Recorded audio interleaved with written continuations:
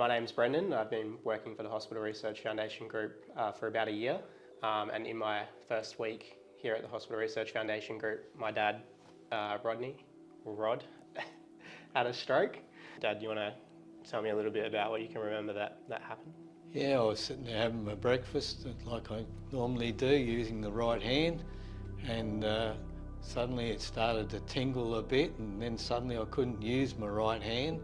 The next thing I fell over and I was on the ground, and Mum was in the bedroom. I called out to Mum and she come out and picked me up because I couldn't get up myself, and got me into the bed, and I rested on the bed. But that particular day, if I remember correctly, I had an appointment for my doctor, and I explained to him what was going on. I was better at that stage, and he said that I'd had a stroke, and I only got, I don't know, 20% or something or other blood going through on whichever side it is, and that's what causes it. If it hadn't been for Dr. Jensen and his interpretation of the situation and how he sort of got involved and sat down and wrote a letter to the hospital saying that I needed, treatment straight away, then I probably would have just said, oh well, it's happened, it's over, let's get on with things. Did you know much about stroke before?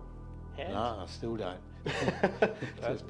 But I have been expecting to have a heart attack sometime in my life, but didn't ever think about having a stroke. Yeah, it was funny because I was learning more about stroke-free here at the same time when you were having it, so I feel like I became a little bit more well-versed in what was happening. Yeah. And I remember they did a test where you had to touch your nose and connect it to the doctor's finger. Oh yeah. And you couldn't do it, and you kept going down here and across and stuff like that. And I thought it was just because you weren't wearing your glasses. I didn't realise it was because you didn't have the range of motion or anything. Ah. So I don't even remember that. That was interesting for me. I always felt like the idea of you not being here was always so far down the track. Like, it always seemed like it was 30, 40 years. But then when that happened, it was kind of like wow, the idea of it potentially not, you not being here, the reality of it was interesting. Yeah, it was hard to, I guess, to process that for the first couple, especially because I didn't really know fully what had happened.